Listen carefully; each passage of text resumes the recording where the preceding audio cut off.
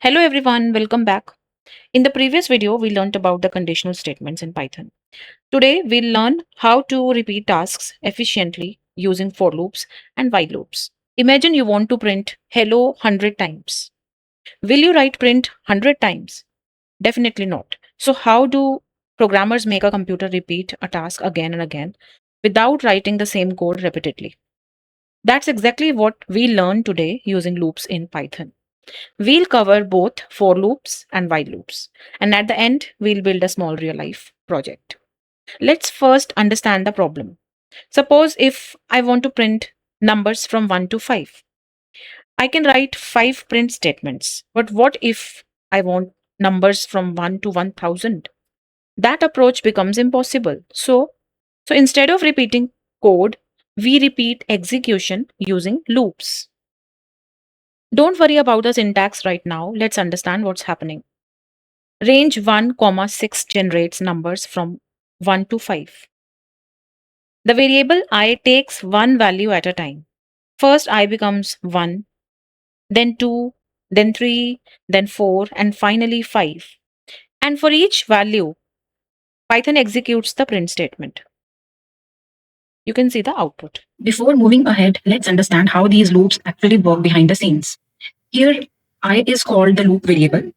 The range 1, comma 6 function generates numbers from 1 to 5. Notice that 6 is not included because the ending value of range is always excluded. So the values generated are 1, 2, 3, 4, and 5. Now Python takes these values one by one and stores them in the variable I.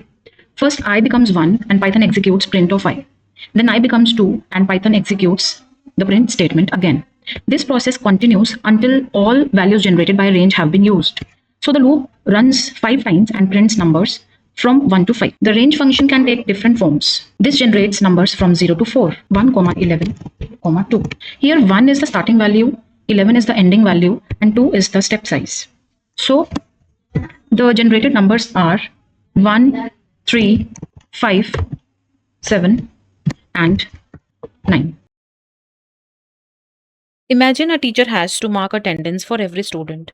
Instead of writing separate statements for each student, the loop automatically handles all students. This is where loops become useful in real applications. Now let's learn another type of loop. A for loop is usually used when we already know how many times the task should repeat. But what if we don't know? For example, how many times will a user enter the wrong password before entering the correct one? We don't know. That's where while loops become useful. Now let's understand how a while loop works. A while loop generally has three important parts. First is initialization. Count is equal to 1. This gives the variable a starting value. Condition. Before every iteration, Python checks this condition. If the condition is true, the loop executes. If the condition becomes false, the loop stops. Third is updation. This increases the value of count by 1 after every iteration. This step is very important because it helps the loop move towards termination. If we remove this statement, the value of count will always remain 1. The condition count less than or equal to will always stay true and the loop will run forever. This situation is called an infinite loop. So remember, a for loop automatically handles iteration using range, whereas a while loop depends on three things: initialization, condition, and updation. Let's take one example. Notice that we never specified how many times the loop should run. It keeps asking for the password until the condition becomes false. This is exactly how login systems work. Let's create something that actually resembles a shopping application. Imagine you are buying multiple items in a store. The cashier keeps adding item prices one by one. When there are no more items, billing stops and the final amount is displayed. This is exactly what our program will do. Notice that the program doesn't know how many items we are going to purchase. It keeps accepting prices until we enter 0. This is a perfect use case for a while loop. So when should you use a for loop and when should you use a while loop? If you already know how many repetitions are needed, use a for loop, like printing numbers from 1 to 10. But if the number of repetitions depends on the user or a condition, use a while loop.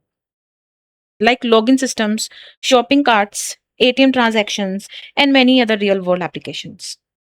So, today we learned one of the most important concepts in programming: loops. Without loops, many applications that we use every day would be impossible to build efficiently. Practice these examples yourself, especially the shopping bill project. And in the next video, we'll use loops to build something even more interesting. If you found this video helpful, don't forget to like, share, subscribe, and keep coding.